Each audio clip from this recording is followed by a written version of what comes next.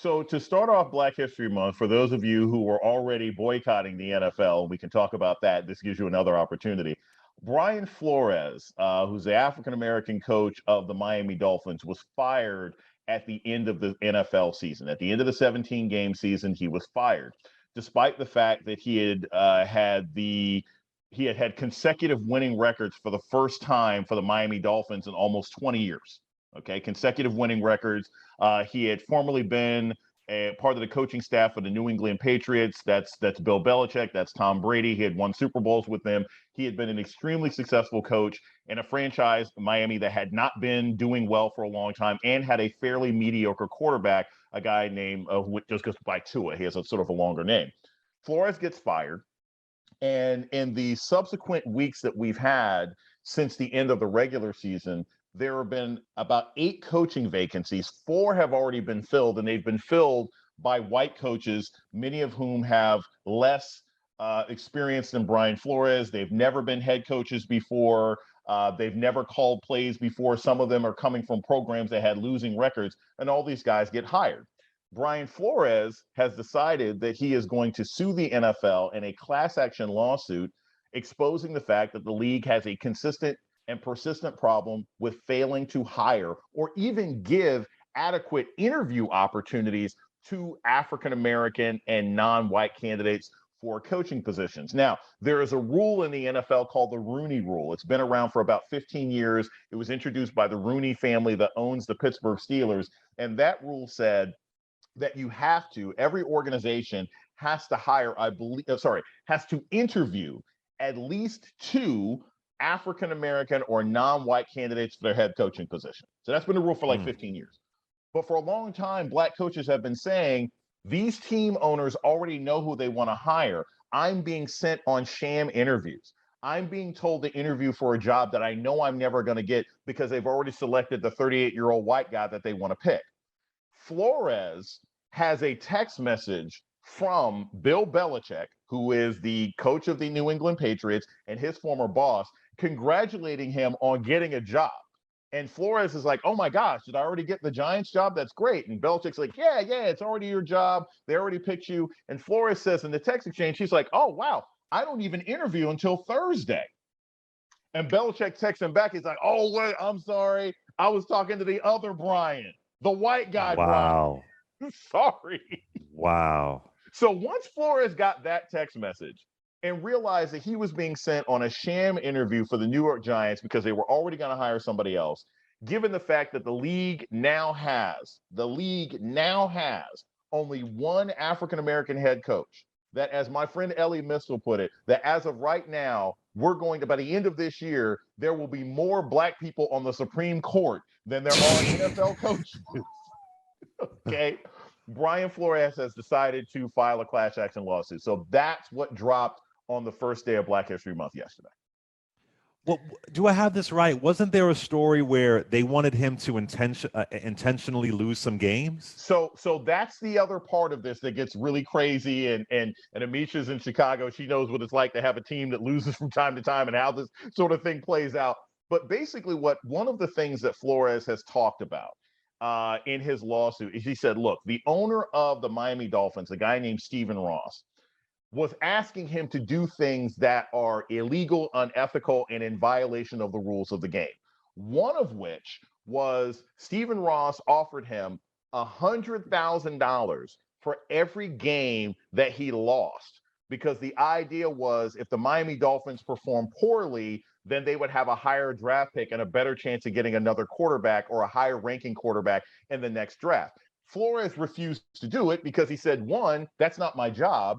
2, that's a violation of the competition clause within the NFL. And 3, I know I am a Black coach. And if you pay me to fail, you're going to fire me anyway. And then I'll never be able to get another job. So there was that. But also, I think it's important to mention that he said that Stephen Ross was also potentially engaging in tampering, trying to get Tom Brady and other players. And Flores was basically fired because he actually wanted to play by the rules. And he knows he's not going to get another chance. So he's suing the NFL. So, Amisha, break this down for why this is really important for us to all be informed, especially Black audiences, about what's happening. First of all, I want to say Dr. Jason Johnson gave a very prolific overview of what is happening right now. It's better than what I've actually heard on ESPN because there's a lot of layers to this. With that being said, I think that Black people should not only be engaged and care, but also extrapolate this onto the whole, because we all know that there have been rules that have been instituted, and there's been a push toward equity that a lot of organizations have taken, basically because of protests, because of calls for elevating Black positions, because of calls for even looking at and recruiting more Black people. This matters because within the NFL, we have an institution that has long been known to discriminate against Black people, to make money off of Black bodies hand over fist, but to not elevate black men to these coaching positions, and to make it extremely difficult for them to even be considered. That's why initially the Rooney Rule was so important. But that rule in and of itself was never going to be enough to solve the crisis of the NFL.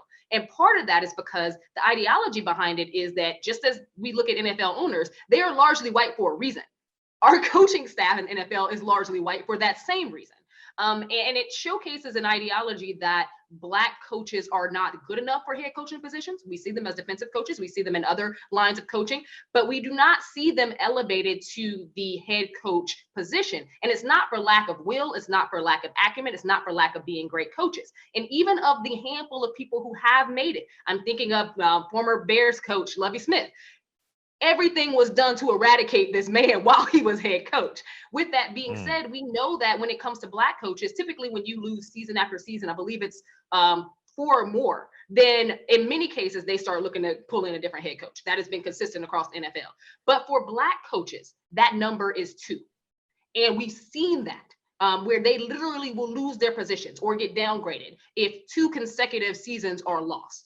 That is completely unfair. It makes it extremely difficult for them. And to Dr. Johnson's point just a moment ago, if, let's say, Flores had got along to get along and took up this very strategy that was problematic, what would have ended up happening was they would have had a bigger problem, because he would have then walked himself into losing seasons and they would have fired him anyway. So I think that he was going to get caught in a trick bag that was ultimately problematic. Black people should care because this shows that discrimination is still happening in hiring. Discrimination is still happening in the interview process. And it's happening regardless of the protest. It's happening regardless of the equity mission that the NFL is putting out. And it's happening not only in the NFL, but it's happening in private sector organizations across this country. And in this era of CRT and anti-CRT movement, where white people are acting and conservatives are acting as though Black people are just whining and that we're not qualified for these roles, this shows a systemic process that has kept us out of those roles and why it's so important. I think that the lawsuit in and of itself is beautifully written. It talks about the NFL being somewhat like a plantation.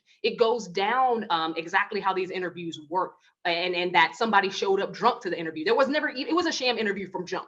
They never really wanted to take this man seriously. And I think that being as transparent as he has been about his experience and being able to put it all on the line, being willing to not only lose his position in NFL in general and possibly not have a career there in the future at all, that's a risk that many NFL coaches will not take regardless. This is him saying that on a grand scheme, I really want to elevate what's happening here, how wrong it is, and push towards change, even if it means that I'm at a loss. Speaking of change, Jason, will this lawsuit change anything from Mr. Flores? Brian Flores left because he's gonna get paid. He's gonna get paid. Okay, he's going to get paid. Look, the rumor was, because there's NDAs involved, the rumor was Colin Kaepernick got maybe $80 million. That's the rumor, that they more or less gave him that. And the NFL gave Colin Kaepernick $80 million for people who don't remember the context, because Colin Kaepernick sued the league saying that there was a conspiracy, conspiracy, if you get the old joke. There was a conspiracy to lock him out of opportunities to seek employment again. And what the NFL really feared, for those who aren't lawyers out there but have watched enough lawyer shows, is discovery, which is just the process of digging through all the documentation to find out, in addition to the information that Colin Kaepernick had, to make his charge. The NFL didn't want all their dirty laundry coming out, so they decided to pay Kaepernick, and it made sense because it would have taken years and years and years and years and years. So he got $80 million, right? And they didn't have to go to trial. Between Kaepernick and now, what did we see happen? We saw John Gruden, former Monday Night Football analyst, right? And now coach of the Raiders, and then got fired as coach of the Raiders. Why? Because in an analysis of NFL internal communications, he was found to be saying all sorts of racist and discriminatory things about Black players in general, in addition to specifically mentioning Kaepernick. And that was just one scintilla of what the NFL decided to leak about the kinds of communications that goes on between management, owners, and people who are actually running these teams. So they know right now that if Brian Flores were able to go forward with this case and there was discovery, that so many teams would be exposed for blatant racial discrimination that they would have lawsuits out the yin yang. This is the other thing to take into consideration. And I think this is important from a pop culture interest, whatever other information. The idea that you had an owner who was paying a coach, offering to pay a coach to lose. Now, we talked about it from the standpoint of like, hey, I'm a black coach, I want to lose anymore. But this is the other thing to take into consideration. That is a violation of the competition clause within the league.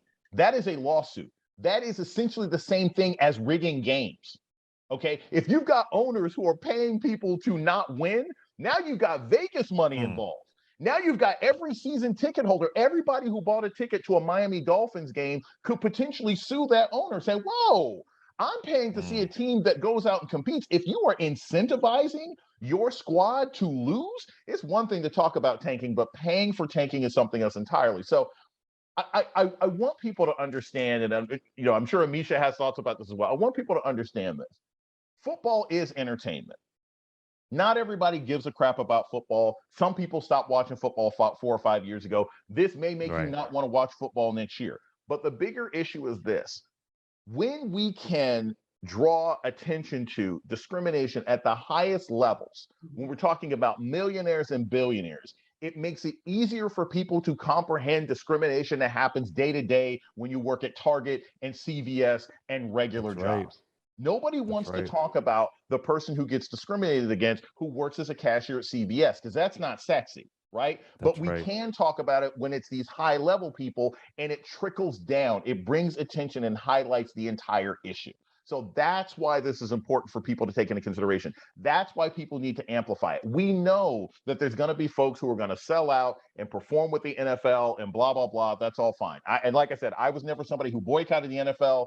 I think that's something that people need to decide on their own. But the idea of highlighting that racial discrimination can happen whether you are working for $15 an hour in Maryland or whether you're working for hundreds of thousands of dollars every year in the NFL, that's important for people to know about. I got to tell you, that Rooney law, that Rooney rule that y'all spoke about, where you have to interview at least a handful of black people. Yeah, I think it's two. For these coaching positions. That's the dumbest thing. That's the dumbest thing I've ever heard in my life.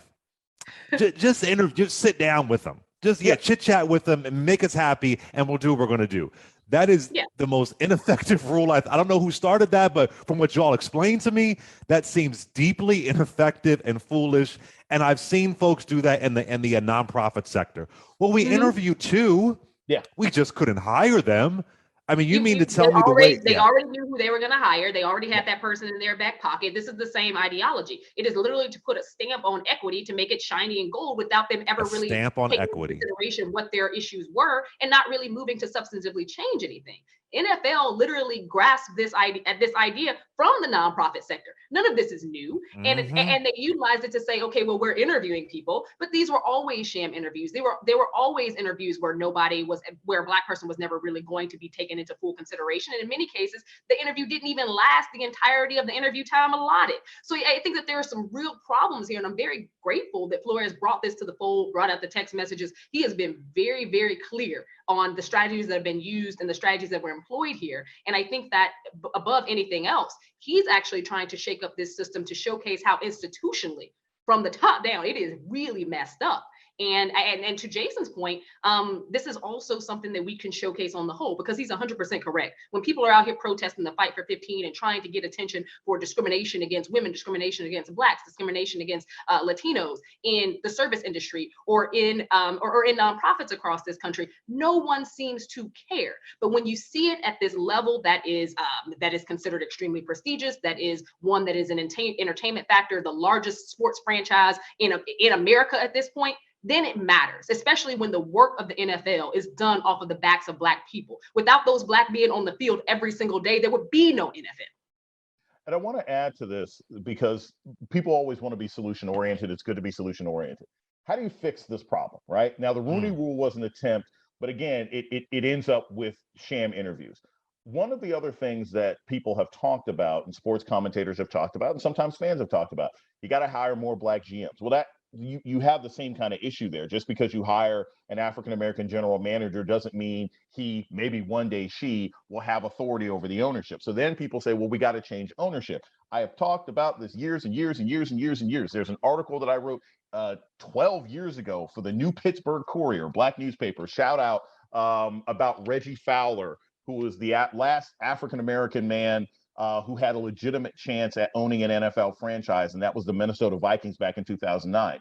Some of this is going to have to come down to ownership and changing the number of owners of these teams. There are, out of 32 NFL franchises right now, there is only one owner who is not white. That's Shad Khan, who owns the Jacksonville Jaguars. That's it. Okay. So some people have said, hey, you got to change ownership around. Well, here's the issue with ownership in the NFL, which is why that you have to do this from a policy standpoint. Maybe Congress gets involved. They would have, I mean, they did it for baseball. I don't see why they wouldn't for this. In order to buy an NFL team, and I don't know if you know this, Clay, but the average NFL team now, even the crappy ones, are going for $700-800 million, right? Like that's a bad team. A lot of them are going for 2 or 3 billion at this particular point. In order to buy an NFL team, you have to have, as the main buyer, 40% of the value of the team up front in your pocket. So you got to have 40% of, $800 million. Then you have to have enough money in your pocket to buy out your next 2 largest investors in case they drop out. So you might have to have 60-something% of the value in your pocket at that point. But then, even after you have all that money and have gone through all the documentation and have found an owner who wants to sell to you, you cannot buy an NFL franchise unless 3/4, 26 out of the 32 team owners vote yes. So even if you have the money, they don't have to let you into their little biker club. And that is what has kept large numbers of African Americans. There have been black people with money who've wanted to be main owners of teams, and they can't get past the vote. Didn't Condoleezza Rice want to be a part of want to own an NFL team? Do I have that right? She was interested in being NFL commissioner. Oh, commissioner. I'm sorry. You're right. You're right. There are minority owners. There are black people who own small parts of teams, but when you're talking about being the head owner, like the primary stakeholder, there are none, and it's primarily been because of those votes.